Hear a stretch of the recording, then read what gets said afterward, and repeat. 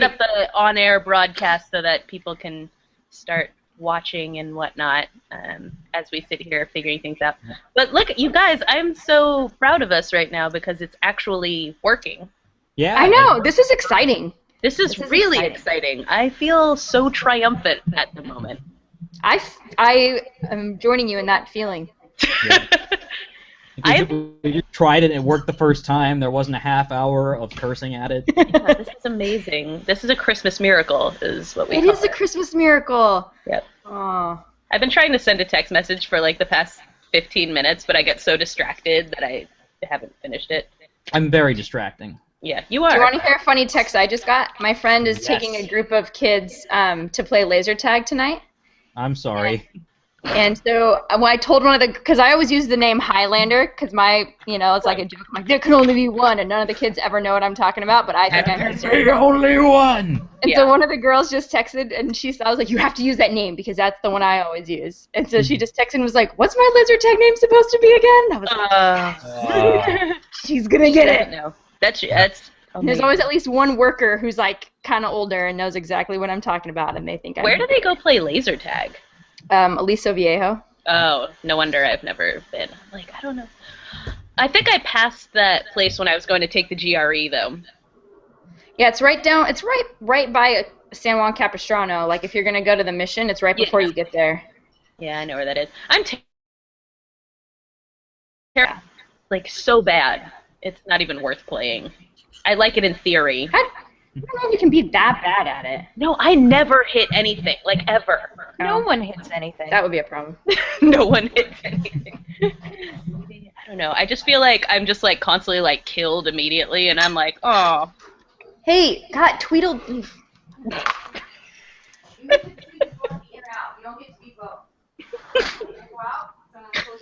It's like a glimpse of what Kristen would be like as a mother. Get out of that! You get to be in or out. Sorry, I got Tweedledee and Tweedledum here, and they like want to be in, and then when they're in, they want to be out. When they're out, they want to be in, and they're like. Yeah. Sounds like cats. Cats. Yeah. You'd think, right? They're like the neediest dogs I've ever seen in my life. And they're huge too. Huge. They are needy dogs. Enormous. Okay, finish the text message, Corrigan. I'm taking off my headphones. Do it. Oh. Oh. That's no fun. I was going to see how long we could make her not send that text message. I know. She's given up. I was going to see if we could go the entire book club with her not sending it. That would have been great. Yeah. Highlander was probably the kindest of things that I got made fun of with the name Duncan, so. Ah. The coolest, you mean? Yes. With the name Duncan, what else would people say? Or maybe unless you don't want to say it, but I don't even know. Let's see, there are yo-yos, there's a cake company, Duncan Hines, there's Dunkin' Donuts, just, you know. Oh, see, I was thinking, like, your actual name, Duncan. I'm like, I don't know anybody else. Like, how would you make fun of But yeah. I see. I guess I'm not smart enough to make up or you're just not enough of an asshole, is what it comes down to. Let's go with that. I like that answer better, actually. It's a good answer. There we go. Yeah. Unlike me, who's clearly the worst person ever since I got sorted into Slytherin. Oh, I know. I can't even believe we let you into this book club. Get out of here. Just kidding. Horrible. It's good. You'll bring an edge that we need. That's right.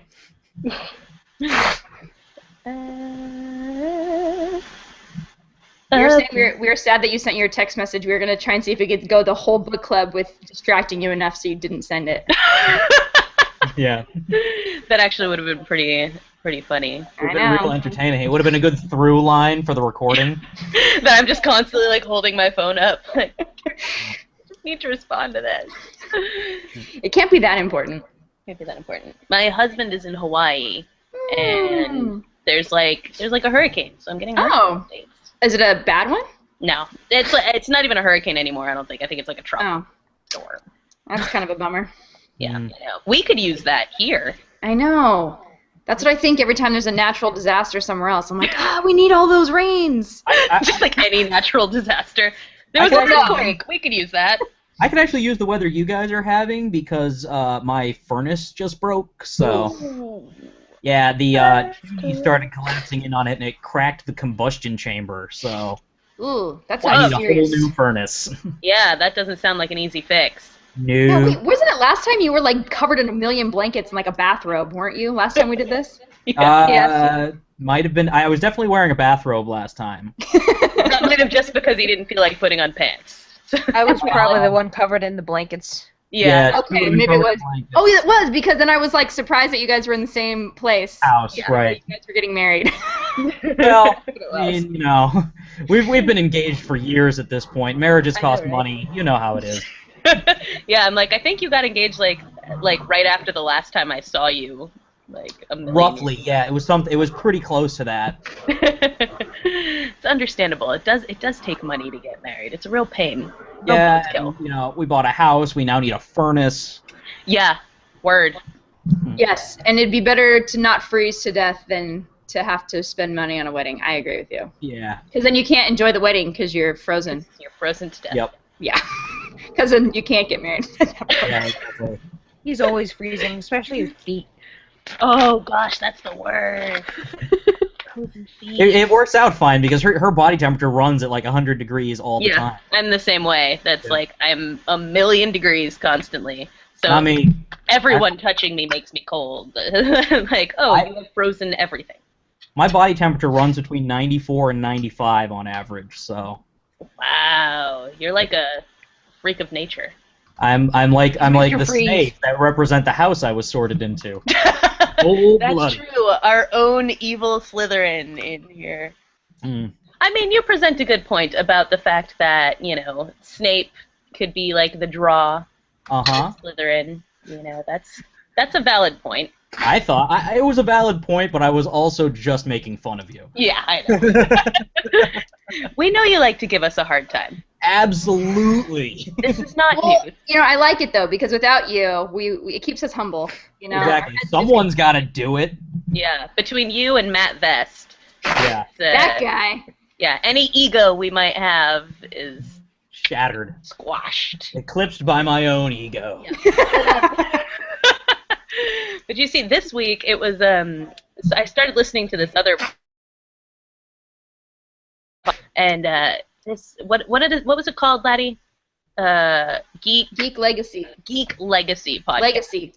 Yeah, and no joke, they have like all the same conversations that we have, but they have like very like. So where we were talking about like we don't understand why people don't like Gotham, they had a whole conversation about why people don't like Gotham and why they're right. You know, like so they have all the same conversations. They're just like on the opposite end of the spectrum from us, which is fun. I think we should have them on our podcast. And they did it so like succinctly because whereas like you mentioned cinematography, and I'm like, oh, funny thing, I heard about cinematography the other day, and like 20 minutes later, we're like, why were we talking about that? What was this about? Their podcast was 30 minutes. I'm like, they have so much information in this 30 minutes. Like, how is this happening? Yeah. I still haven't seen Gotham, so Oh. I don't have We to like take it, obviously. Do you not have Hulu? I don't have Hulu Plus, and I'm very bad about checking Hulu. Oh man. Well, it sucks, yeah, because then you have to wait a week, and then you're always a and week then behind. It's like a, Yeah. Yeah. I live by Hulu Plus, man. It's like every Me day. too. What did I miss last We night? have Netflix. Netflix and Netflix is good, but you don't get the immediacy. That's true. Netflix. there's So no instant gratification. with Yeah. But I do now that it's on Netflix, I need to finish season 2 of Arrow because we lost cable about halfway through the season. Oh, I know. I'm still in season 1, so we can talk about it in like a week and a half. I'll Yeah, talk there we about go. season 1. Season 1 was great. Season 2 is really good too. Good. That's good. I like season 1 so far. I've been telling Corey she needs to watch it. Yeah, I heard on the podcast. Yeah. And right, it's good. I've been told I need to watch it. Yeah. Oh, I you mean- haven't watched it either, Bailey? No, she just let me watch it. Yep. This. I do want to. I just haven't. Yeah. I haven't gotten there yet. It's like it's one of those few shows my dad was right about. Lots of times he watches like weird stuff, so I'm like, I don't know. And I always was like, okay, I'll watch it. I'm like, I don't have no intention of watching this. And now I feel kind of bad because I like everybody's loved it and I really love it. I'm like, I was like so mean to him about it. It also helps that Steve Amell seems like a super awesome dude. Yeah, and then his cousin's the guy on was it Tomorrow People, right? Mm. Yeah. Oh so it's yeah. Robbie Amell Isn't and it his brother? It's his cousin? It's his cousin. They're not brothers. But they both seem like super fun, and so I like. Yeah. What? The other day I saw this thing, it was like BuzzFeed or something, of course, and they tried to mash up celebrities' faces who they thought should have babies, and one of them was Stephen Amell and the guy from Vampire Diaries. Yeah, Ian Somerhalder. But their son looked like Henry Cavill. That's the thing is, so many of those, when you put them together, look like the other same. celebrities. Yeah. Like- Or they looked like this people, like they just looked. Yeah, they just look. They looked all very Speaking of Henry generic. Cavill, oh my God, did I have a moment the other day? Oh. Yeah, Bailey and I were rewatching Stardust on Netflix. Oh, I love Stardust. Dude, And then okay, I'm watching we're it and I'm not like, the same moment. oh my God, Harold is Superman. I had that same thing. Yeah. Oh man, Oh man. that's a great movie. That was when I went and saw that. I hadn't read any Gaiman yet. It would be like 2 or 3 months before I actually discovered Gaiman. Yeah. And I went and saw it, and afterwards I said to my friend Kent, who I went with, I was like, I need 24 hours, and I'm either going to have loved that movie more than anything I've ever loved, or I hated it, but I'm not sure which yet. And then 24 hours later, I was like, loved it. I want to watch that every day. It's fantastic. Yeah, I'm such a fan. I want to name a child Septimus. For some reason, that's my favorite of all the names in it, Septimus. Septimus was a good name, and Mark Strong is great as Septimus. I'm really sad that that Low Winter Sun show that Mark Strong was on turned out to be a bust. Oh, Yeah, really? I heard it was real bad. Yeah, even he says it's bad. That's Wow. That's sad. Right? And it's not like 10 years later he looks back and he's like, that's a bad show. It was like, it just was on, and he was like, it didn't really work out the way we thought it was gonna. Aw. Yeah, it's too bad. Anyway, should we talk about this book here? I'm sure there's people sitting there here watching, like, on YouTube going, like, It's only 10 minutes past 9. yeah, we're doing okay. I mean, I was about to say past 9. What are you talking about? Yeah. 6 here. We're talking about East Coast. East Coast. Coast. Yeah. What up? Should I do that? Which way should the E go? I don't- It's your right hand. Is that a dog or a Yes. cat in the background? It's a dog. That's It's Gaucho. a It's dog, Creeper but he's a Dog. he's a cat-like dog. Okay. This is Creeper Dog. Yeah, Siren outweighs Creeper Dog. Oh, sure. I'm sure. He only weighs 8 pounds. He's a little guy. Yeah, and she's 14, so. Wow. She could eat Creeper Dog. Look, there's a reason that I just point at her sometimes and just go, fat! I just want to say stupid. So. She doesn't care. Yeah. She doesn't care, and I don't care. I love fat kitties. They're Yeah. cuter. She ain't even bothered. Nope. All right. Well, hello everyone who is viewing. Hopefully Brittany will make it. She was planning on popping into the chat as well. I've left her the link. And we're missing dear Mel today because she is moving house. So good luck to you, Mel. Go get him. She said it's raining, so that's unfortunate. But go get him, Mel. Moving in rain is not fun. No, it is definitely not fun. Moving at any point is not fun. And poor Noel, I led him astray. He was here, he finished the book, all that kind of stuff, and then I had the wrong date up on the screen. Oh, so no. I apologize, Noel, That's unfortunate. that you missed it. You guys, Goodreads scheduling is really difficult. Yeah. Because it's like they have the main thing, and then you make an event, and not everybody sees the event, and I don't know how that works. I apologize. I just saw this thread about this book right now. I didn't even know we had this going. Yeah, but I feel like that's on you. That's true. I don't know how this Goodreads works. It's very confusing. Laddie has one social network she's figured out. That's Facebook. Hey, I figured out Instagram. That's true. You have figured out Instagram. Although I was, for like 3 weeks, the picture she had as her most recent picture was this ridiculous photo of me from my birthday. It's like, Just because I don't use it a lot doesn't mean I don't know. I don't get it. yeah. I just don't feel like I have anything worthy enough to share with everybody. Yeah. I think I figured out Elo. Oh, really? Hey, that Yeah. makes one of you. Yeah, that makes one person No, in the world. I am convinced that Elo is actually a conspiracy to convert everyone to nihilism. Right? Oh. That's kind of how I feel about it. Yeah, no, like literally, I just sit there, I look at look at it, and the longer I stare at it, the less I believe in anything. That sounds exactly right. I'm not sure if that's a good or a bad thing. I just think it is. It just is what it is. That's, Yeah. No, you're not the first. I had a conversation with someone about the relationship between Elo and nihilism recently, so this is clearly not just you, but I think the way you phrased it is the best way I've heard it so far. That's the way I phrased it, like, after I got my sign up for it. Like, and got it set up, I'm like, I don't understand what I'm feeling. And then I thought about it for a bit, and I'm like, oh. I'm feeling less and less the more I look at this. Yeah. It's truly a bizarre social network. Super weird. Yeah, I'll start posting this on there. Posting into the void. Yeah, because that's all it is a void. It is. So we read for this month The Hole Behind Midnight by Clinton Boomer, and he will be joining us in a little bit for an intimate little chat really about authorly things. And what? Yeah, so you can talk to him about how much you didn't like it. I have questions on this paper. He has questions. Cool. I figure he's not. After reading this book, I figure he's not the kind of special snowflake who can't take criticism. No, not at all. He'll be fine. No, Wait, but I'm looking forward to it. Does Duncan, do you know him, like, personally as a person? I've never met him, but we have been friends since 2008.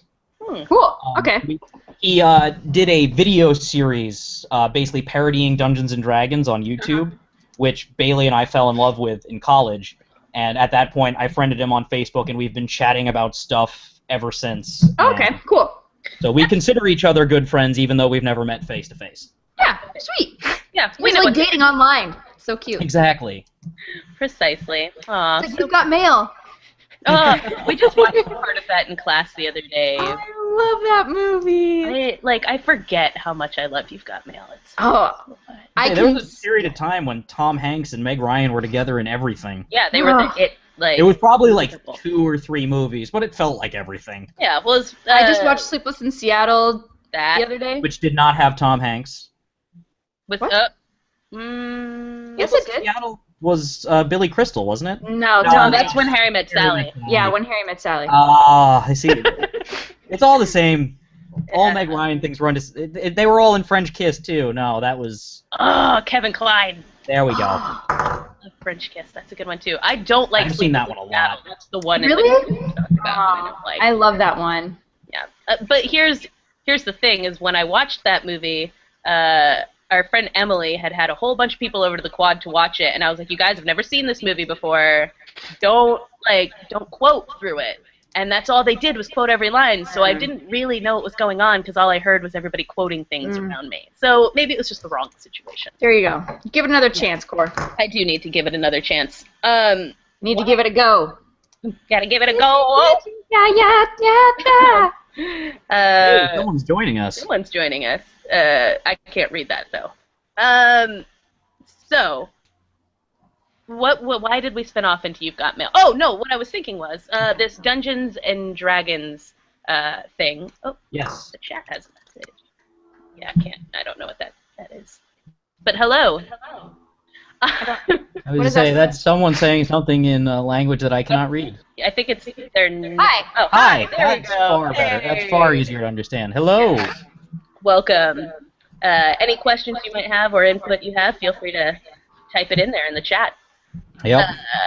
And, okay, so what I was thinking was, you said you came into contact with Clinton Boomer through this Dungeons and Dragons parody videos, yep. Yeah, parody things. So are you guys like D&D or tabletop gamers in general? I run a Dungeons and Dragons game online. It's basically about once a month right now. I try to do every other week. But with my parents, like, they had me looking at D&D books before I could read. Excellent. Perfect. Yeah. And so that's one of the things I'm wondering is when you read this book through the framework of someone who's into tabletop games and into Dungeons and Dragons and that sort of universe, how much does this resonate on a level as someone who's just into that sort of universe? It definitely does. Like, there's a lot of stuff like like when he gets the magic shirt. Mm-hmm. That's like enchanted against like different things. Like that's totally a D&D thing to happen. Mm-hmm. Or in a way, it's kind of a Lord of the Rings thing to happen because D&D is just Lord of the Rings as a game. But yeah, like a lot of it does, and like a lot of the stuff, like he's made all of this up, and he's converted a lot of it into stuff that you can use in Dungeons and Dragons. Really? Yes, absolutely. So I mean, I've never played it. Well, that's completely fixable. This is true. I had friends. I run a game online specifically so things like that could happen. Well, okay, I did not know this till just now. One Just of my friends saying, used to you've have got an like, open invitation for both of you if you feel like trying. yeah, we might have to try it. But he would have D&D like game nights and stuff, and I was just like, my brain is not great with games and whatnot. It has to be like real simple for me to figure it out. So you can incorporate outside texts into D&D. Then you're not limited to like a. There are like millions of different versions. Like there are ones that use the same system to be in a modern setting or a futuristic setting. There are also other tabletop games like Shadowrun, which are set in like a cyberpunk dystopian future. There's a game called Top Secret where you play as James Bond style secret agents. Ooh, I like that one. Yeah. There's Call of Cthulhu, which is based off the Lovecraft mythos and all of that. I have a Everyone goes Cthulhu crazy. Munchkin game. Yes, Munchkin Cthulhu's fun. I played I have that. That's the same. Munchkin is like D&D broken down into its like most basic parts. Okay. Except you generally aren't competing against each other. You're working together for a common goal. Is it like D&D for dummies? Kind of. But not, it's made to be a more competitive thing, but Yeah. like you get more out of Munchkin if you've played D&D before. Okay, and then okay. like how does that compare to say like Magic the Gathering? Like are those related at all, or is that a completely different kind of game? Yes and no. Like if you actually like dive deep and get into like all the lore associated with Magic, with like the books and the comics and the characters and whatnot, sure, there's plenty of D&D influence all over it. But as far as just a card game, I mean, it's a fun card game, and a lot of people who are into it are into D&D as well, but they're not really related. Okay, that's fair. So then, when this book gets incorporated into this like Dungeons and Dragons world or whatever, does that make it its own sort of spin-off, or it's incorporated into something that's already there? Dungeons and Dragons, you can make up whatever the hell you want. Oh. Like the game, like for instance, I'm a game master, so there are preset worlds and modules you can use to run games. Mm-hmm. Or you can just make everything up as you go, because the rules are there with the creatures, and he's just created rules to work like this setting. So you can just incorporate those rules and then make characters like the ones from this using D&D rules. Oh, interesting. I feel like I'm learning so much already. No, it's like an expansion pack. Yeah. Exactly. That's exactly right. That's exactly right. Look at that, laddie. I'm actually pretty proud of you for. Hey, I know what's up. Yeah. Not really. I don't know where I pulled that one out of, but I understood that entire thing and yeah, correlation. I'm very impressed. I don't get Twitter, but I know what an expansion pack is. Yep. He's actually written like modules and supplements for Pathfinder, which is a variant of D&D that most of us have switched to. So was that kind of his like pre-book life, was writing that kind of stuff like for games? He does some of that. He's also a bartender. We like those. Me too. Yeah. No. You really could have showed me how to use that weird corkscrew I found. He absolutely could have explained to you how to use that corkscrew. Yeah. Where were you 20 minutes ago? Yeah. Gosh. And so I'm curious then. I mean, Bailey, do you play the D&D stuff too, or just Duncan? I play That's how we met. a lot. Oh, that's how you met. Yeah.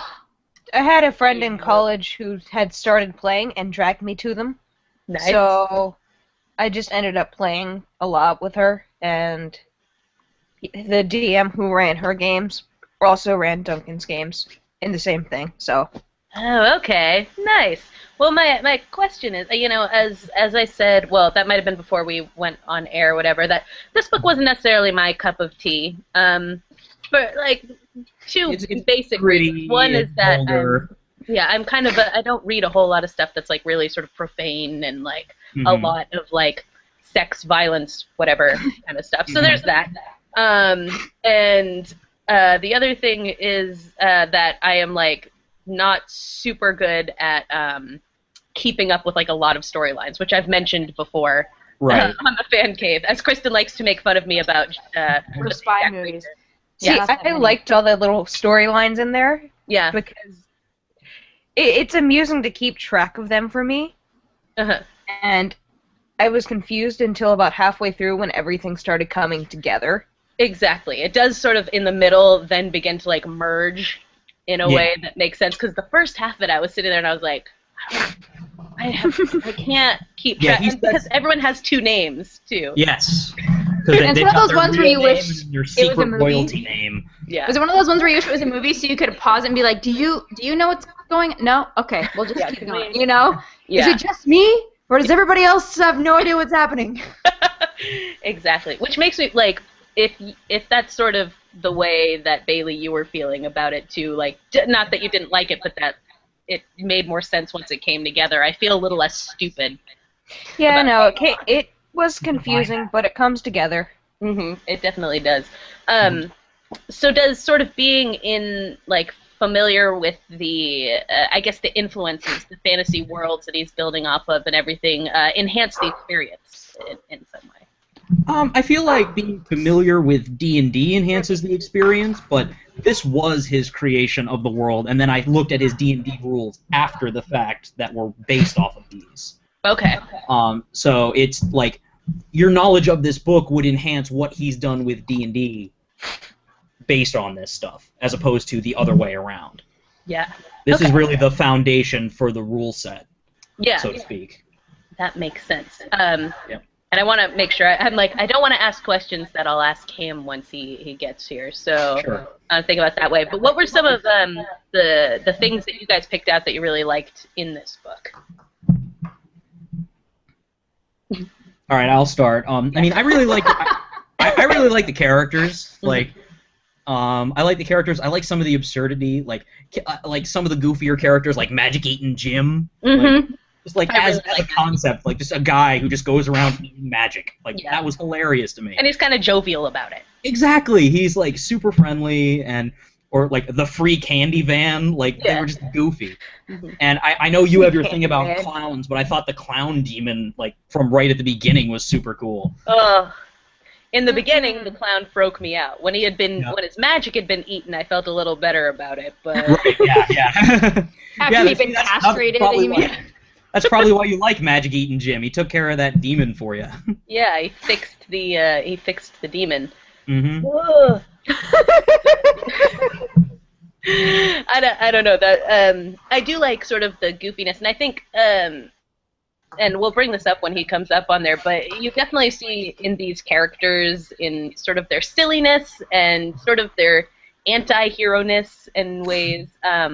Shadows of like Dirk Gently's Holistic Detective Agency. That's absolutely gonna be one of his influences. That guy loves Douglas Adams. Yeah, that was definitely, there were times I was like, I definitely see some Dirk Gently in this, and obviously some like when there were the asides, like here's a pause to explain some of the rules. Yeah, exactly. Like it felt very Hitchhiker's Guide.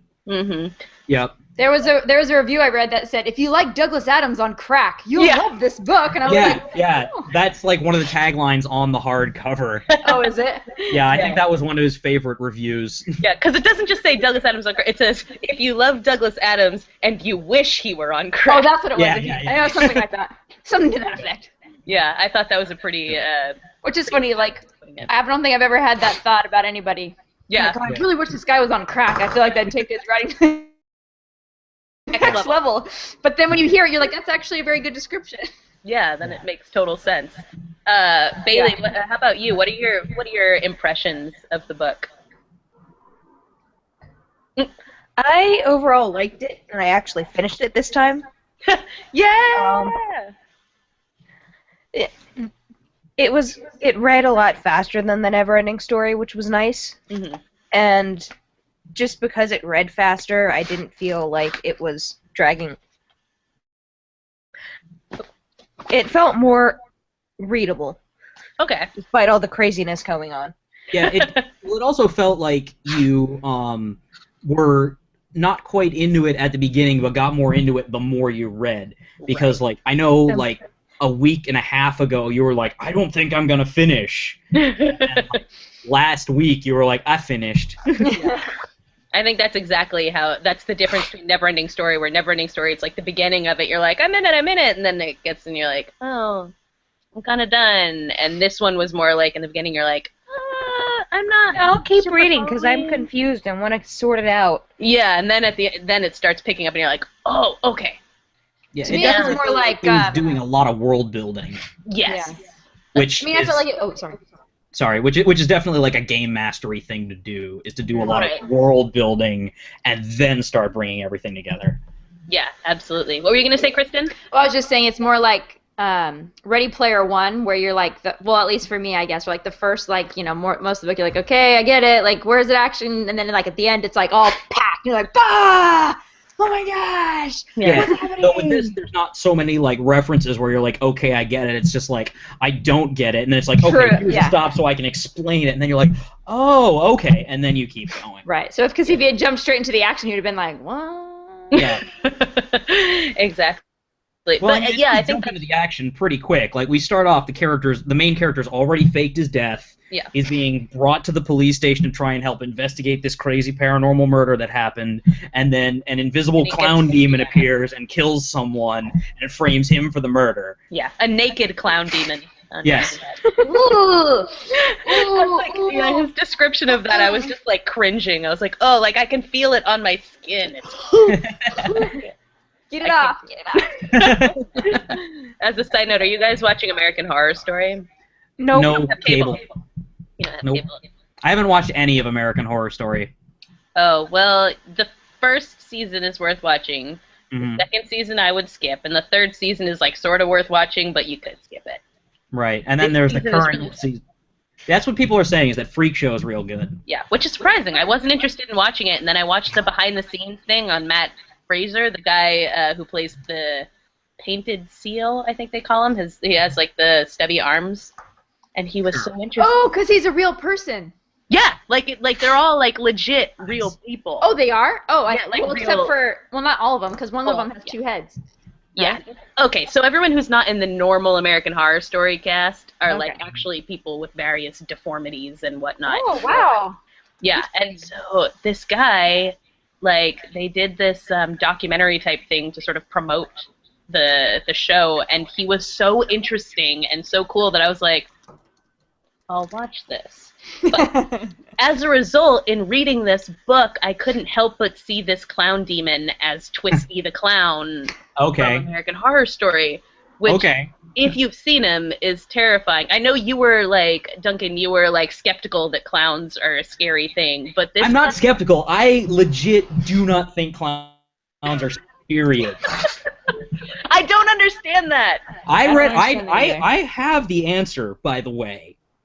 You have Okay, the I answer? have the answer as to why everyone's afraid of clowns but me. Okay. There's a webcomic that used to exist called "The Parking Lot Is Full," Okay. and they did like these long comics where. I feel like that's Bailey's commentary on what you're talking about. They did a one-panel comic about why everyone's afraid of clowns. Okay. And it's just like there's this clown shopping for fruit, and everyone's looking at him uncomfortably. At the bottom it says, everyone was molested, or 95% of people were molested by a clown as a child. Don't remember? That's probably for the best. Oh, God. Yeah. Well, that makes them scary. That's Right? too soon, Duncan. Too soon. Too soon. Yeah, I mean, it's too soon for the 95% of you. Yeah. Clearly, I'm in the 5 because I have no Yeah, problem that with you clowns. have no. Yeah, that's it. You have cracked it. The Yeah. rest of us are I traumatized. didn't crack it. The guys who wrote The Parking Lot Is Full cracked it. I just happened to retain it. That's a good point. There you go. Cause yeah, I just feel like they're terrifying. And when I was reading this, it was just like, and then this week on American Horror Story, you saw it was under the clown's mask, and it was like this horrible void of rotten nastiness. Ooh. This is what I was imagining. And then when you finally get to the point where like this clown has had his magic stripped from him and he's like looking morose and everything, I Yeah. imagined, have you guys seen Puddle's Pity Party, I think he's called? No. He did, you know what postmodern jukebox is? No. This is a lot of explaining. There's this group of people and they... This is like the beginning of the book. Go. This is my world building, you guys. They're this group that does like covers of pop songs, but like old-timey versions of them. And so they had one that was a cover of Royals by Lord. And Oh, it was I remember them. yeah, you remember that? Yeah. Yeah. Oh, they did one with the scary clowns. Yeah, that's what I'm talking about. Puddle's Pity Party. Oh, there's 2 people that did royal covers, but now I know what you're talking about. I didn't watch the clown one; it was too scary. But he was so good. Like, you feel like the emotion of it. Like, you're like, yeah, you kind of feel bad for this guy instead of like he might molest you. And so then when he was like sad in the book, I imagined him instead of the Twisty the clown. And all with the world. There you go. Yeah, it's I think honestly, hey, Boomer von Boomerstein. Boomerstein. Hi, everybody. Hey. Whoa. Welcome. Glad to have you. I feel welcome. Yeah, how's your evening going? Not too bad, man. Not too bad. My lady friend and I are visiting her family. This is a total shocker surprise thing for her mama. And, Cool. Oh, yeah, we got a baby shower next week or 2 weeks from now, so that's when they expected to see us, and instead we showed up today. Aw, that's so sweet. And you're supposed to be having a baby any old time now, right? The boy should be here December 28th of this year. Oh, that was way off on the Yeah, timeline. you were way off, Duncan. Gosh. No worries. So, I don't know who that is, so I'm gonna hide them. This Okay. people. If I don't know who they are, they can kind of They can just listen. They can just listen. But nice to see you there, Jen Cal, and feel free to ask questions in the chat if you're a real human being. Yes. I'm skeptical because like on like Ustream and stuff, it's like you'd be on there having a good time, and then all of a sudden someone would be like exposing themselves. The heck did you stream? What? People do that? Oh no. Oh, absolutely. Like chat roulette, things like that. Ustream is it's just a video streaming thing, laddie. Oh. Yeah. Oh, the internet is fascinating, isn't it? It sure really is. So, in the interest of not, wasting your time on this fine evening, I'm sure you have plenty of things to do visiting the in-laws. Yes. Let's talk a little about you then, huh? Sure, man. I love this plan. Yeah, why don't you tell us a little bit about how sort of the inception of this book and why you decided to write this. Absolutely. Let me see here. I have been a professional writer since 2008. I was first published by Paizo Publishing. I do a lot of stuff for Pathfinder as well as a number of third-party like Pathfinder compatible stuff for Paizo, and I love doing it. And then let me see, I did something called RPG Superstar back in 2008, and I placed in the top 4 worldwide. It was really cool. My first published professionally, they paid me money for it.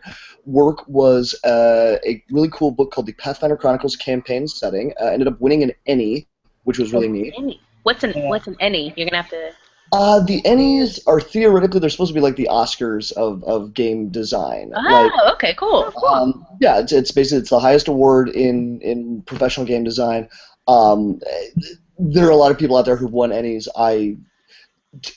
For me, winning an Ennie for that book was like being being one of the background guys who worked on Game of Thrones, or one of the background guys who worked on Lord of the Rings. Like the unsung heroes of the. Yeah, where you're just like, well, technically I'm an Oscar winner, and Leonardo DiCaprio isn't, so like, ha ha ha. Fuck it, DiCaprio. And Jen Cal says that's an excellent achievement. I don't know if you can see the. Yeah, I do. That's awesome. Yeah, I was one of 30 people who worked on this book. I mean, if you open the thing up, it says the first name in there is Wolfgang Bauer, and the next one is Keith Baker, and then it's Clinton Boomer, and it just kind of keeps going for a while. It was kind of a who's who of game designers. But yeah, it's a great book, and then that same work was then included in the Inner Sea World Guide. So if you're a Pathfinder fan, I've worked on a bunch of stuff for Pathfinder. I helped work on Jean Marais and Nadal and a bunch of other stuff. But if you're not a gamer, it doesn't really, who cares? I'm sure there are plenty of gamers who are interested in this. Oh, absolutely. And after that, I joined a group called the Were Cabbages, which is a bunch of other professional game designers. That's a great name. Yes. The name comes from, at one point it was a group of professional game designers who all worked on this one adventure, and it was basically about these evil plant spirits that would like possess people. And at one point, somebody was like, "Dude, they're basically fucking were-cabbages." Like, and that became the name of the group. And there's an amazing woman. Oh, yeah, there's an amazing woman named Liz Quartz, who at the time was not working for Pathfinder full time, now does. She's actually been there like 5 years at this point, and she just took on the name Mama Cabbage, and it's I am the Mama Cabbage. I like that. And Me too. oh yeah, and we just kind of became a freelance writing guild. So some of us have written for a bunch of different companies, and it became a way to. There were some guys who worked for like 38 studios and some other video game companies. Some of us are writers, some of us are artists. And at one point, there was this really weird thread that got started on a Were-Cabbages board, kind of like that back section where only members have access to, where someone said, I'd really love to do urban fantasy. Because a lot of us were working on Dungeons and Dragons-y kind of stuff, or this type of fantasy, or horror, or sci-fi. And somebody said, "I'd love to do urban. I'd love to write like like a Vampire the Masquerade novel. Like I'd love to write an episode of Buffy the Vampire Slayer. I'd love to write something set in the modern era that's got cool horror and action, and maybe a little bit of gunfights, nudity, gunfights, car chases, like all the good stuff." And yeah, wouldn't that be awesome? Like I love, and we started listing off like what are our influence. Like if we were going to do that, what are our influences? Like, well, some folks really liked Harry Dresden, the Dresden Files novels. Some people really liked Supernatural. Some people really liked kind of this, that, and the other thing. And what all of us were noting were like, you can't just start writing in that universe. Okay. Right? These are all licensed properties. Somebody owns the rights to Harry Dresden. You can't just write an episode of, I don't know, Charmed. Like if that's what you're super into. Like, I mean, it's fan fiction, and we kind of went, man, if only we had a setting that all of us could write fiction set in, and we started kind of bouncing back and forth these ideas, like, oh, well, I mean, we're all professional fucking game designers, like, why wouldn't we build a universe together? And everybody started throwing in, and that's what ended up becoming the setting of The Whole Behind Midnight, the 25th Hour, the idea of the kings, and the royalty, and it's all built from a bunch of different game designers, all kind of being like, well, what would be the coolest universe that you could set stuff in? And there, at the beginning of the novel, there are a ton of thank yous to various people, including a guy named Yuri Kurlianchik.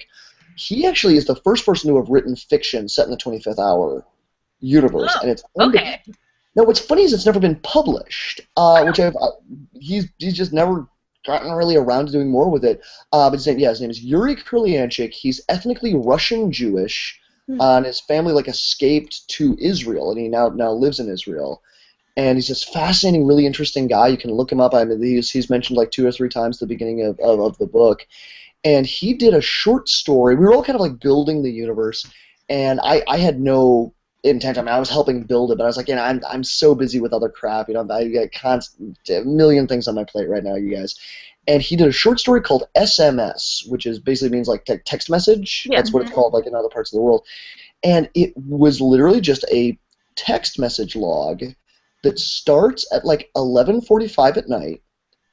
And it's this guy basically sending a text to his ex-girlfriend, being like, hey, I'm at that bar that you and I used to hang out at, and I've kind of been drinking, and I kind of miss you, and I was thinking about maybe going by our old apartment. And then there's like another one at like 11:51 that's like, hey, fuck you, bitch, like, you're a fucking whore, like, la la la. And then another one at like 11:59 being like, yeah, anyway, I'm walking, and I'm taking a shortcut, and basically, yeah, fine, don't text me back, fuck you. And then the next one is at like 11:61.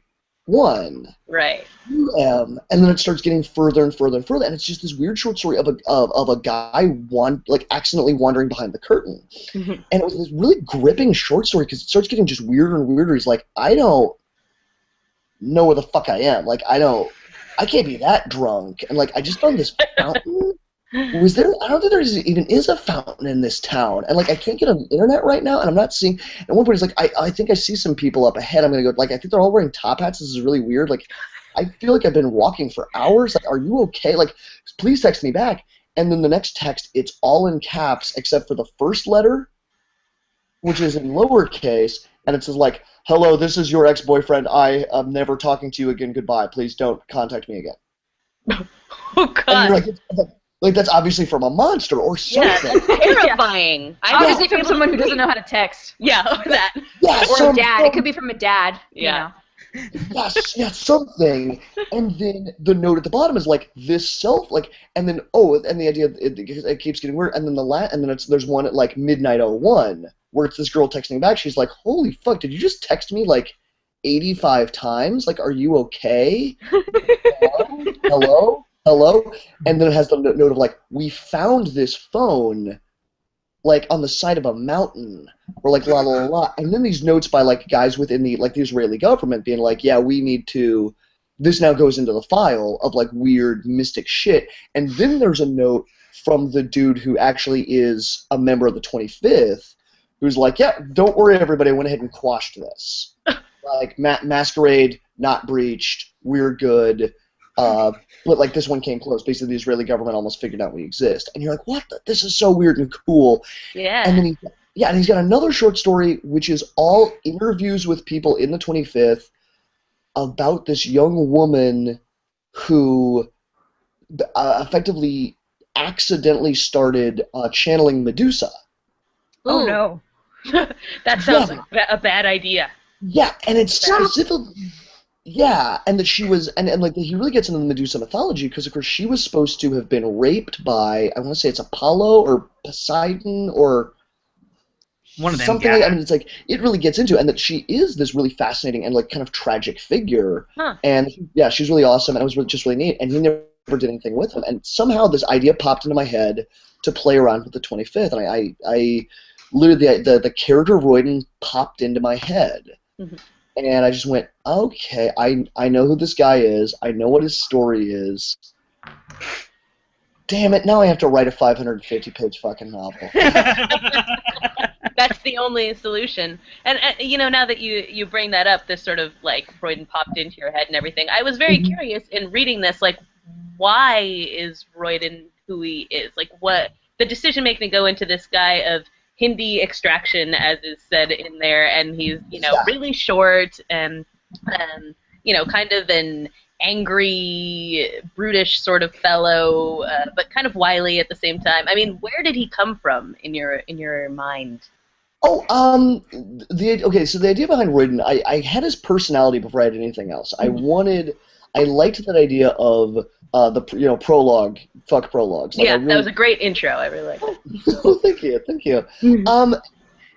I love that old Dashiell Hammett, Mickey Spillane, those excellent 1940s detective noir, and I love the neo noir. I love the way you can take the basic core elements of a detective story and you can go, okay, well, we're going to twist one element of it. So, Blade Runner, right? Blade Runner is a classic 1940s detective fiction novel. It just happens to take place in like the 2040s rather than the 1940s. You can do Brick. If you've ever seen the film Brick, it's just excellent. But you go, instead of being in the 1940s, they still use the same dialogue. They just go, it's now set in a modern day high school. Yeah, it's an Orange County high school instead. Yeah, and you just go, but everything. I mean, it's still a classic 1940. It has everything but the scene where the guy's walking in the rain with the fedora down, smoking cigarettes about the case.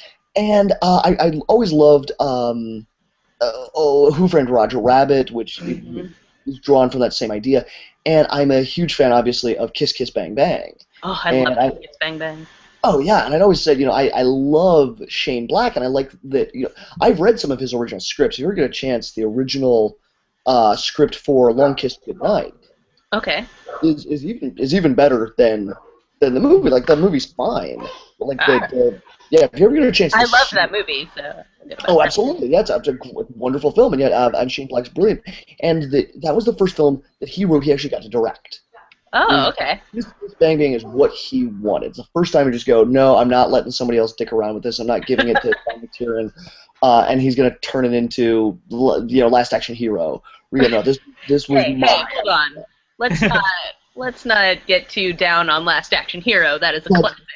Very fair, very fair. But then it's a Shane Black film, and you just go, "That's not." You can in any interview, he's like, "That's not what I wanted to do." Sorry, Okay. guys. But yeah, I wanted to do a classic detective fiction story. I wanted to do that twist in the same way that the Kiss Kiss Bang Bang has a twist, the same way that the Brick has a twist. Mhm. And this idea, this character's figure popped into my mind, and I had his voice before I had anything else. Mm. And I just kind of started doing what a lot of my professors would call unrehearsed fiction, right? Mm-hmm. We just start writing, and you just go, okay, what happens to this guy next? What happens to this guy next? And I was writing through it at one point, and I remember I said, just kind of casually, because I was posting it all to the Were Cabbages, and I mentioned that something about his hat, and my one of my readers, Lou Agresta, who helped build the universe and was one of my biggest cheerleaders from the very, very beginning, he just mentioned, he goes, "Oh, if it's a fedora, I'm gonna beat the shit out of you." And That is totally reasonable. Yeah, I said, really, that's really interesting. He goes, no, fedoras, A, they're overdone. He's like, B, this is actually kind of interesting. To loop off for a second, the character of Harry Dresden is never described as wearing a hat. Really? No, in all of the books, and in fact, I bumped into an artist. I was at a thing called NorwestCon, which is in Seattle. I was there doing like a signing and doing a reading and doing some other stuff. And the guy who was sitting next to me, it's Carlos. Oh God, I'm not trying to remember his. This is so embarrassing. Anyway, super great guy, and he is a professional artist who's like some of his work was there being distributed. He was like I was doing a signing. He was sitting there doing a signing next to me, and he was like, "Oh, blah blah blah. Like, let's talk." Yeah, let's just chat. And he had a very funny moment. He goes, "Oh man, last time I talked to, God, now I'm trying to remember the name of the author who does the Dresden Files." I would go in the other room and look because I have this, but I don't. Sure. Jim. We could also Google it. Yeah, absolutely. But yeah, when he was talking with him, that guy specifically was like, "Fuck." He's like, Jim Butcher. Jim Butcher. Yeah. Specifically, this guy Carlos was like, "Yeah, last time I was talking to Jim thought it was so funny. In his most recent book, he literally mentions has Harry Dresden say to a guy, like turn to a guy and say, 'No, I'm not really a hat guy.'" Nice meta commentary. Yeah, he's never described as having a hat, but they always put him in the fedora, and that my friend Lou Agresta really specifically was like, "Oh, in addition, the fedora in the modern day is really more kind of that's the sort of the symbol of almost the men's rights activist, Yes. the neck bearded, Very blah blah much so. blah. You can't fucking do it." And I was like, you know what? I was like, point taken, blah blah blah blah blah. Because I hadn't made a decision as to some of his appearance, and I kind of as a casual joking aside, I was like, I probably at some point I probably got to mention that Royden is a Hindu midget. I mean, why not? Yeah, I mean, I probably had to mention that. I think I'm 3 or 4 chapters in. I just haven't made that clear to the reader yet. And thank you. Oh, but I just saw a little thing outside here. But yeah, and literally everybody was like, "Dude, I fucking dare you!" Like, I dare, and because who's it? Lou just kind of went, "Are you kidding?" Or he's like, "I kind of assumed your character was basically a magical skinny white boy." and once he backed me into the corner on that, I was like, "Why would you assume he's a magical skinny white boy?" And And I went into this rant. I was like, "Look, obviously, the tale of the magical skinny white boy is very important. It's one of the most important tales of all." We've already got Harry Potter. Yeah, and you go Harry Potter, Luke Skywalker, Neo, Atreyu. Atreyu, absolutely. These are important characters. If the tale of the magical skinny white boy is not told, I mean, obviously most of us would fall apart. I think we could all just thank God that like the character of Simba was portrayed by Matthew Broderick, a magical skinny white boy. Good point. Because if he had been played by a black guy, like from Africa. Let's not get crazy. Yeah, that's Jesus Christ, what about the magical skinny white boy? He's so the underrepresented, yeah. He's just underrepresented. But yeah, that was my point. I was like, but I feel it's been told. And Harry Dresden, for all, he's kind of a magical skinny white boy. Mm-hmm. And I said, you know what? Now that I made my completely asinine joke, I do feel like I actually really ought to go for it. Yeah. And that led me into really doing a shit ton of research because I actually stopped. I was like, actually, is midget cannot be the preferred nomenclature on that one. That cannot be right. I was actually thinking this the other day, unrelated to the book. I was like, is midget like is that a thing, or is that, I don't know, is that un-PC? I'm not sure. Yeah, well, but here's what's weird. There's no term that's considered okay. Yeah. It's just straight up, you're going to be offensive if you comment on someone being really short. Like, there are some who are completely fine with midget. I've heard them say it in interviews, but there are some that just take huge offense to it. There are some who take offense if you call them little people. It's just, there's no good way to go about it. Interesting. Yeah, and I did a ton of research on this. There's a funny moment. God, I'm trying to remember the actor. He played Tattoo on. Yeah. Shoot. Oh God, I can't believe I don't know what his name is. This is embarrassing. But yes, we know who you're talking about. I'm sorry. He was the first actor in Hollywood who was a little person, who had congenital dwarfism, who was really paid scale. He was paid exactly what the rest of the actors were. He wasn't paid as if he were like a prop or an extra, and which I mean and it's sick to say it. I mean to phrase it that way, but you go back to the guys who were in like the Lollipop Guild, and you go, these guys were paid like they were props at the end of the day, yeah. and they. But yeah, he was the first dude who's like, no, boom, he's getting full on paid, like, and he specifically used the term midget. He was like, no, I am a midget. That's what I am. That's the term I use. And so there are people within the community who are like, yeah, that's the term we live with. And there are other folks who will be like, no, that's like the N word. Yeah, right. And he's allowed to say it. Mm-hmm. Right, but then, I mean, you're allowed to say. And there's some interesting videos where it's actually a pair of guys who both have congenital dwarfism who are back and forth, where the one guy's like, it's like, I'm a dwarf. And the other guy doing like, really? Do you live with 6 other dwarfs? Do you know any princesses? Do you like live in a fucking tree and make goddamn cookies? Right. Thinking of the Keebler Elves, fucker. And they're back and forth. Yeah. And the other guy's like, I'm a little person. He's like, no, David Spade is 5'4", 120 pounds. Yeah, he's a little person. Yeah. Is a midget, and don't let anybody forget it. And there's a moment where it's a tall guy. I mean, it's who stops. He stops for a moment. He's like, this is actually making me very uncomfortable. And literally, the two guys turn around. Oh, you're uncomfortable? Oh, I'm so sorry. You know what? Try being fucking 3'5" and trying to get onto a bus.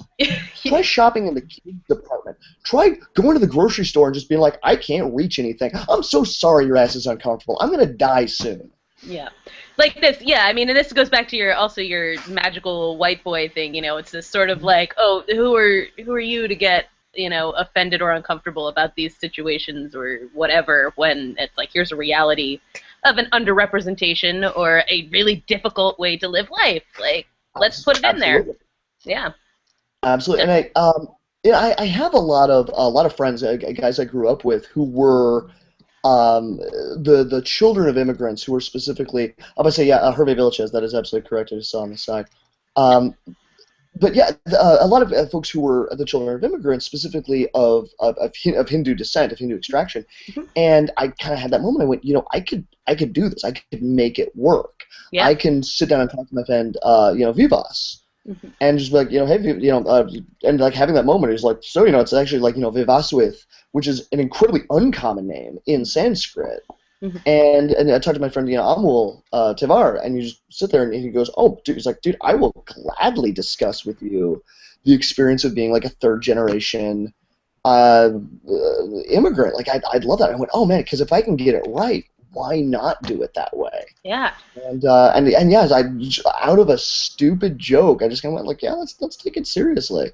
And it's that moment where you go, well, because I already had his character, I had his voice, I knew what he sounded like, and then to have that moment where you go, oh, In addition, he's the smartest. I wanted him to be that smartest guy in the room who's good at reading people's body language. He's good at reading. He walks in the room and he like, looks around and he goes, okay, I'm reading that guy, I'm reading that guy, I'm reading that guy, I'm reading that guy. But it's because I'm an outsider. I'm fundamentally an outsider. And I have a short story that literally it starts off with Royden wherein he mentions, he's like, I'm an outsider. He's like, I actually know one other dude who is a like little person who is of Hindu extraction. The two of us fucking hate each other. Like even that guy, like that guy's wife was just like, he can never come over to our house ever again. Like I'm like, and I want him to be that outsider for that reason, and that he also he can never blend into a crowd. That was one of my major things. We just go, no matter what, he walks into any bar and everyone's like, oh, you mean that guy? Like, yeah, I remember him. He because I feel like heroes need flaws. Of course, Royden isn't a hero. He's barely an anti-hero. Right. Yeah. It's really towing that line. And that's one of the things that really ups the tension in this, though, is this that, like, no matter where he goes, he's constantly worried, like, I kind of stand out, so I can't really hide from anyone. If they have heard of me the second I walk in, they know exactly who I am. I was going to say, just on that topic, and I if you have any other questions, I'd be more than happy to answer them. But I was going to say, my mother, who is just my best and biggest cheerleader, and is just wonderful. She's read the book 8 times. Wow, that answers your question, Kristen. That does answer my question. I was like, what does your mom think? Like, there's at one point I came to her and we were sitting she was gardening and I came over to have dinner with her, and my father was like, you know, in the kitchen puttering and like making dinner, and she's wandering around the garden, and I kind of had that moment of like, I kind of working myself up. I'm like, you know, Mom, I'm just about done with the novel, and I'm really thinking I want to dedicate it to you. No. Nope. Nah. Why? And she kind of did like, 2 reasons. First and foremost, I'm a junior high English teacher. Oh gosh. So she's like, she's like, I'm imagining this moment where a teacher, like, or a parent comes in. She's like, so we heard that Mrs. Boomer's son wrote a novel, so we bought it, and now my son read it, and we would like to sue you. And it's not okay for junior high kids. And then the other is, and she was also like, also BT Dubs, what kind of lame-o dedicates their novel to their mom? That's a valid point, too. Yeah, like rock star character. Like, you notice the dude who wrote Fight Club didn't like dedicate it to his mom. I'm like, what a big sister. No way. And we kind of went back and forth. I was like, how about if I put a little thing, and I like even had to send it to her. I'm like, dedicated to my mother, despite her specific request that I not dedicate it to her. Which I thought was a great dedication too. Yes, yeah. She's like, let people draw their own conclusions about like what horrible reasons. But we had a funny moment because I had sent her my most recent draft, and I was very, very, very, very near to done with the book, and sort of that's one of the weird things about writing a novel is you're going to go for a while you're doing it just in order. Where like first I wrote chapter 1, then I wrote chapter 2, and then I wrote chapter 3, and then you have this moment like, I know how the villain pulled off his. Oh, I know how he did that robbery. Like I know exactly how he did that. Now I can't write that, but I can write Royden solving it. So I'm going to jump ahead. And I'm going to write chapter 8 of Royden figuring out how he did it, and then I got to go back and I got to write chapter 5, and I got to get him there, and then you on and on. You're kind of screwing around like, oh, okay, here, let me loop back real. And there's the old joke about the classic James Bond films. What they would do is they would write up to the sequence where Q was like, "Oh Bond, let me give you some new toys that you might find useful," and then they're like, done writing, and then they skip ahead and they have him like, "Oh, Bond is running around, and they get to a point like, "Oh man, damn it, we've just written him into a corner. Like, how the fuck is Bond gonna get out of this one? He'd need to have like a, I don't know, laser watch or something." Back. You go, "Oh Bond, I've created you a watch with a laser in it that will shoot." And then and you get to another point. You're like, man, if only Bond had a button he could press and shoot the chair out of his car like an ejection seat. And that's just how they did it. So you have those moments where you're like, man, how the fuck is Royden gonna get out of this one? If only he had Pando. Got it. Okay, I figured this out. Yeah. I liked the Pando thing. I was like, oh, I'd forgotten that was a thing, and then it came in. I was like, yeah, and with a little luck, you have those moments where you go, and with a little luck, it all fits together. It all flows in a way where you go, oh, that makes sense. I had literally forgotten they did that. And that's a very Harry Potter thing, where you go at the very beginning of the novel, you're like, and Harry, by the way, here's this one secret. And then you're like, oh, okay, I forgot about that for 500 pages. And you're like, oh.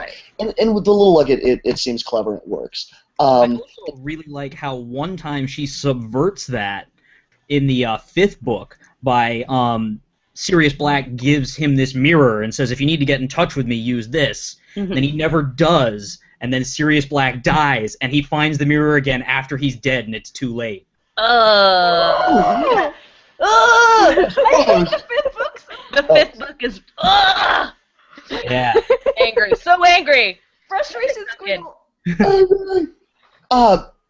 No, you're absolutely right, and there's an art to that. To like if. You know, and I made a point to one or two people. I was like, you know, theoretically the ending, like Cleon's clever trick, like theoretically that works. Theoretically the reader goes, oh, that was actually like an interesting use of his dark powers. Like, okay, I get why that works. Like you have established enough of the rules of the universe that it's not just an ass pull. But at one point my mother like literally turns to me because she'd read the most recent version. I wasn't quite done, and I even have like these notes. I'm like, okay, this is what's going to happen in chapter 76, you know, but blah blah blah blah.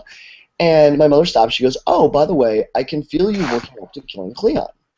Oh, sorry, it cut out for a second. What did you say?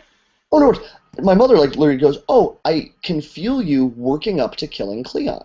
Yeah, that was what I was waiting for myself. Yeah, and I kind of went, well, what do you mean, Mom? Why would you think that was going to happen? And she goes, oh, because you think you're writing the hero's journey, and in the hero's journey he would have to die. We go down the list. Dumbledore has to die. Gandalf has to die. Obi-Wan has to die. You know, that's the hero's journey. And she goes, but you need to remember. She's like, Royden is not on the hero's journey. He's barely on the anti-hero's journey. Cleon is not. She goes, you've written a universe so dark, the only character I could argue is on the hero's journey would maybe be Garrick. Really? Arguably in a better universe, it would be the adventures of strapping, good-looking, white boy. Yeah, skinny white boy magical. Yeah, that's a good point. Yeah, okay.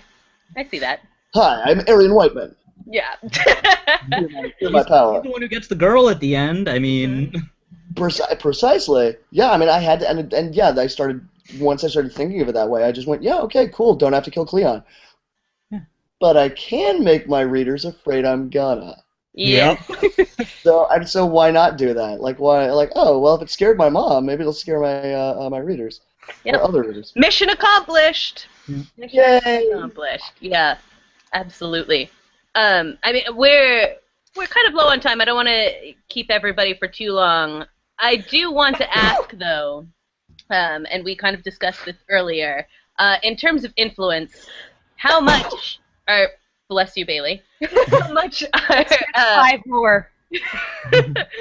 Dirk Gently's Holistic Detective Agency, Hitchhiker's Guide to the Galaxy, American Gods. I mean, who influenced you towards these kinds of things? Those are things I saw in this. Oh, absolutely. I really specifically, one of the big rules that I set out from the very, very beginning is, as I said, no vampires, no werewolves, no ghosts, no mummies, no changelings. I mean, I'm a huge old school World of Warcraft. I'm sorry, World of Darkness fan, and I love what they did with it. But I just kind of went, if I never hear the word vampire again, it'll be too fucking soon. Amen. And once I made that rule, I was like, okay, well, theoretically, Frida's handmaidens are the vampires of this universe in that they are weirdly sexual. They're kind of androgynous. They're sort of hyper. They're like one step past human to a point of where it's like, oh, I'm kind of terrified of them in a sexual way. Whereas the boy goats would be my werewolves. Right. Where it's this uncontrollable, you know, and Mike's kind of went, okay, like fine, that's if there's vampires and werewolves to this, it's actually supernatural dick girls and goat monsters. I just saw a little thing that popped up about zombies. I'm like, yeah, again, zombies. I'm like, I can't fucking do them. I can do a haunted van. Yeah. Love free candy We draw van. the line somewhere. Yeah. Yeah, I was just like, I can't have anything like nothing you've heard of. And then I had to come up with a reason. We didn't have one in canon because I'm like, I want to use gods, and I liked the character, the god Bagak, who actually randomly shows up in like season 2 or season 3 of True Blood. Oh, really? I did watch season 2, but I don't remember whether that was in or not. So. Yeah, but like in one of the seasons, it's like Bagak, like Bagkak or Bahgak, or whatever. It's like Bagak, who becomes Bacchus because he's a Turkish wine and sex deity who specifically is depicted as a woman, like breasts and then like a giant dick, and then kind of becomes Bacchus and then la, and that's where Frida Bogomrita comes from. And I had to have my rule for like I couldn't have Thor. Right. I like that, and you mentioned Thor got killed off in the 80s or something like that, or he got what happened to him? I don't know. Anyways, you did mention that in that I thought was funny. And yeah, I couldn't have Thor, I couldn't have Zeus, and interestingly enough, I noticed that, and that was a little shout out to American Gods because of course Thor is dead in American Gods as well. I was wondering if that was a reference. Like in my mind, I was like, is he actually pointing at American Gods right now, or? Yeah, that was my like the nod to like. Yeah, I like that. All I could do is like Simpsons did it.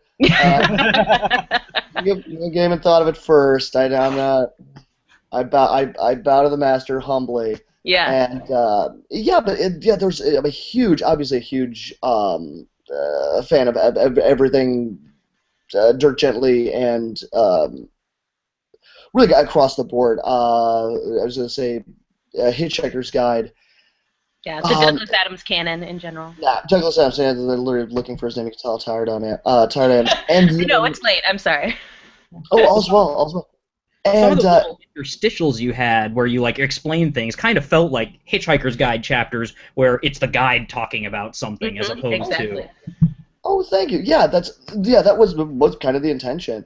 To have that kind of Hitchhiker's Guide-y feel. I literally at one point there you'll notice there are 2 interludes in the novel. And there's like interlude 1 on Totem Magic, and there's interlude 2 on airports.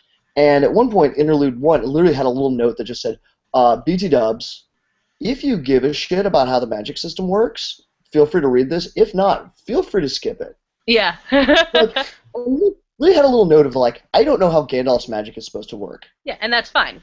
And it doesn't ruin the story for me. Like, I get how Harry Potter's magic is supposed to work. Like when he yells Expecto Patronum and does the thing with his wand, I'm like, spoiler alert, like.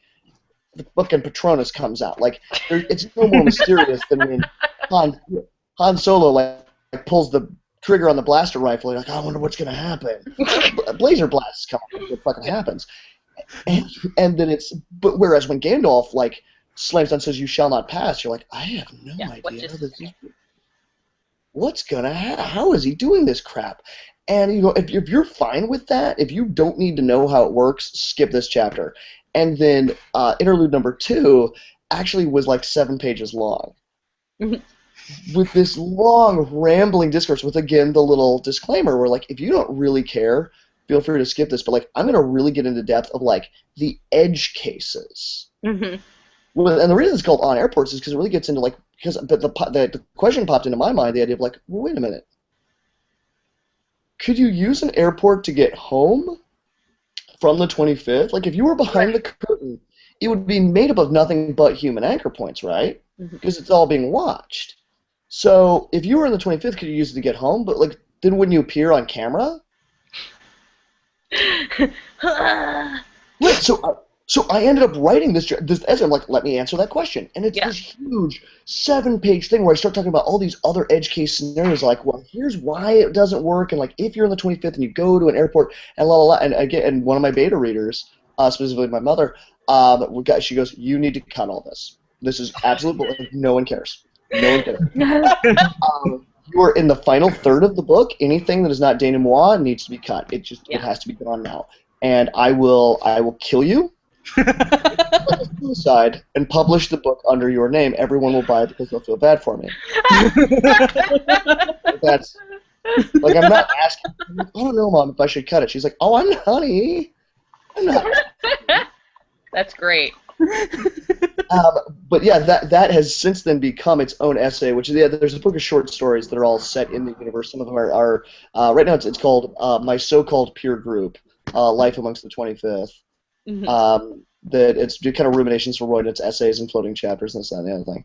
But yeah, I to answer your actual question, yes, it is supposed to feel kind of a Hitchhiker's Guide-y because Roy talks to himself, talks to you, the reader.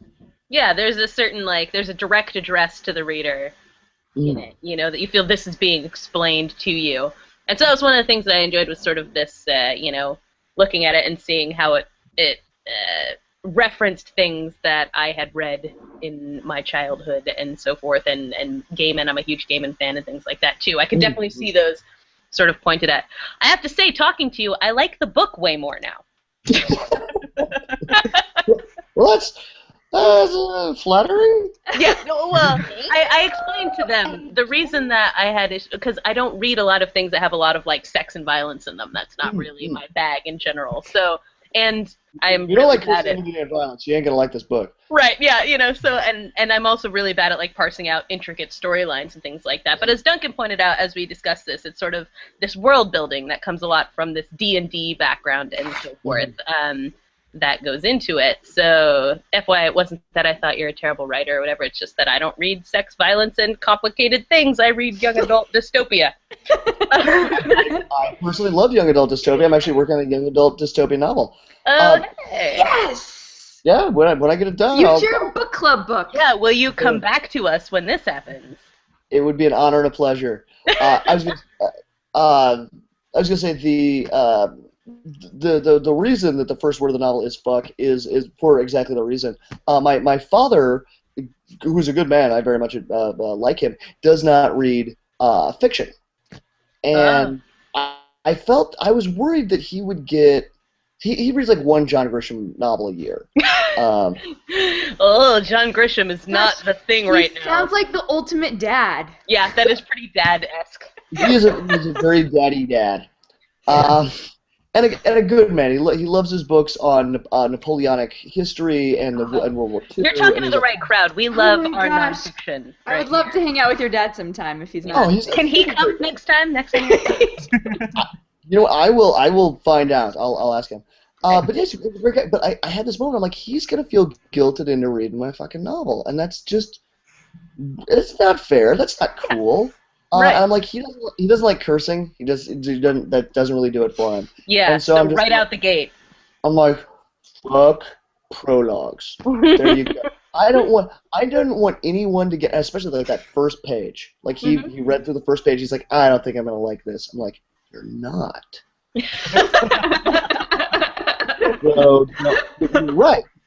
And there's no shame in that. There's no oh, this isn't my cup of tea. You're like, you're allergic to tea. What? Why don't? Why would you drink this tea I made? I didn't make this for you. And it's just, I never wanted any reader to be like, I feel like I got into this book under false pretenses. Right. Yeah, I think it's very honest from the get-go what you're getting into. Absolutely. If you read that first prologue and the first page of chapter 1, and you're like, this is not doing it for me, you go, awesome. Yeah. That's great. Nothing can please everybody. It's the old Bill Hicks line. Yeah, absolutely. So I mean, on that note, thank you so much for coming and chatting to us about it. And we would love to have you back again. This is a great conversation, and I only cut it short because it's 10 o'clock on the East Coast, and we've been chatting for a while. Absolutely. But thank you so much. Yeah, this was wonderful. An absolute pleasure. Did I answer everybody's questions? I think so. I mean, I don't want to before anyone else has any more things they want to ask. Because I talk fast, but I talk a lot. We love that. We are all about. I mean, Duncan can tell you. Kristen and I also talk a lot. They do. That's why we podcast. I talk least. Yeah, Bailey's pretty quiet. Bailey blows her nose. Yeah, that's true. Or sneezes. There's nothing wrong with that, Bailey. You know I love you. And thank you for those following along as well and adding in your commentary. We're really glad to have you here, and I hope you'll come back, and hopefully we'll have Clinton Booms. Is that what you said your friends call you? People call me everything. I had a funny moment the other day. I was at a friend's house. It was this young woman. I absolutely love her. I was in her wedding. Like, I stood in her wedding, like, when she was married to her wonderful husband. And she stopped, and she was a little drunk, and she just kind of turned. She's like, "Does it ever bother you that I call you Boomerang?" I just thought, like, "You call me what?" I'm like, "Boomerang!" I was like, "Oh my God, you do that." I literally never noticed. Like, of all the shit I've been called in my life, that one doesn't even rate. I'm like, boom doctor, boom diggity, boom sauce, boom stick, el numero uno, if you're not into the whole brevity thing. Oh, I love it. That makes me happy. Well, maybe we'll have you on the cast sometime if you're up for it too. We would love to chat more, get to know you a little better on the Electric Fan Cave. Yeah. Kicking ass, taking names. Yeah, I love this. Yeah. Well, all of y'all, have an extra. Wait. Before we go, I think it's time that we have the photo. What do you say, guys? Oh, no. yeah. Yay! Oh, except Boomer turned into an icon. What just happened? I think. Does it say open capture? Okay. Wait, what just happened? Come back. Oh, What's your- Brittany just shows up now too. Oh, there's Boomer. Okay, ready, everybody? Give me a smile. And I just hit the wrong button. This always. There we go. Why do we always not do this right either? Okay. This is really complicated. Google Chat. So hard. Oh, what a great. This is the way we like to end our book club now, is having everybody just willy-nilly take pictures, and it becomes ridiculous. And then whatever's the